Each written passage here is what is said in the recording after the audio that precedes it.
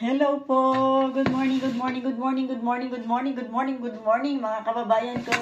Good morning mga amigo, amiga. Good morning po sa inyong lahat dyan. Kumusta na po? Kumusta na po kayong lahat? Samahan niyo po ako ulit.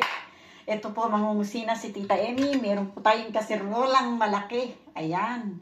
Samahan niyo po ako. Nagagawa po tayo ng cream ng kalabasa. Nung nakaraan naman po, gumawa tayo ng cream ng carrots. Ngayon na may cream ng kalabasa. Ayan. Ayan. Ilalagay na po ni Tita Emmy ang hiniwa niyang mga sibuyas. Ayan po. Ayan ating mga hiniwa-hiwang sibuyas. Ayan. Kahit malaki po siya, kasi i-blender naman po natin siya. Hindi niyo po ako matanaw. Kasi nakalagay lang po kayo dyan. Ayan. Tapos, ayan po yung ating mga sibuyas. Ito po yung ating mga kalabasa.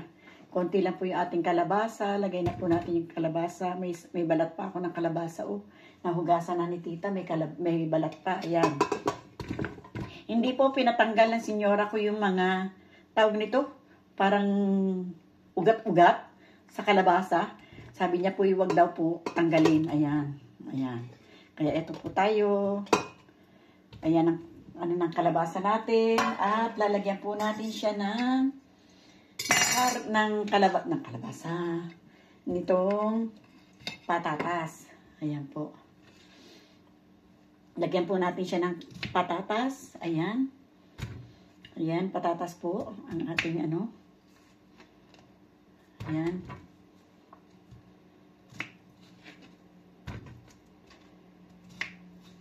Ayan po.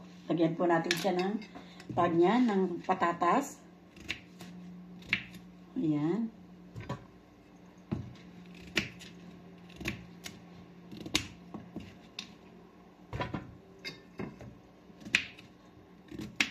Lagyan ko po ng carrots, na ilang pirasong carrots.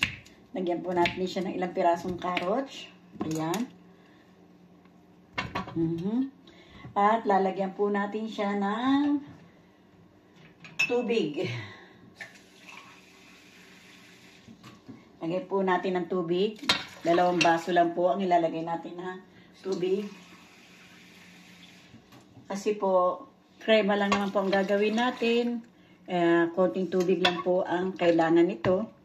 Kasi pag marami pong tubig, baka po maging sinigang na pangluto natin. Tita Emmy.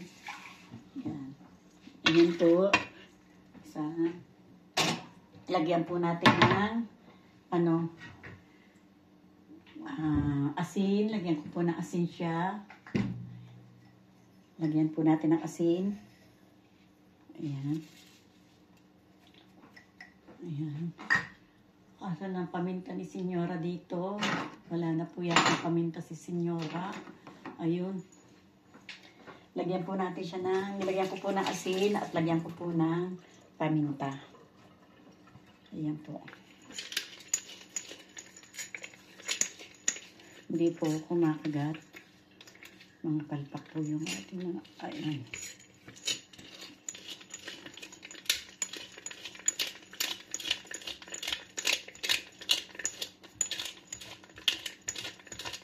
Ayan, lagyan po natin ng paminta. Medyo dagdagan po natin ng kaunti ang ating paminta. Para masarap po ang ating lasa. Ayan. Ayan. Tapos, atin po siyang isasara ng maigi.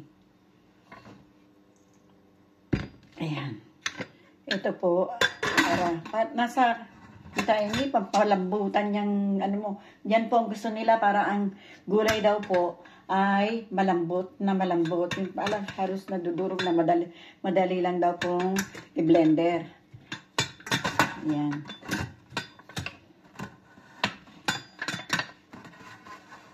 Ay, hirap dito ni Senyora, hindi tulad dun sa baba. Doon po sa ating panghapon. Madali lang po yung gawin. Ito po sa kanya ay medyo mahirap po ito. Ayan. Ayan po. Baka po may ayos. Ayan. Ayan. Na po natin yung blender. Mamaya po, pagka malambot na po siya, Saan kaya yung ano ni Senyora Rini? Ito pa kaya iingat. Hindi ko po masyadong kabisado itong ano ni Senyora eh. Wala po yun dito. Oh. Alam ko yung merong inilalagay dito para umingay-ingay. Ganyan na lang po siguro. Lalambot din po yan kasi gulay lang naman. Wala naman pong karne. Yan. Yan naman kaibigan ko. Ganyan na lang po muna natin gawin natin. Ayan.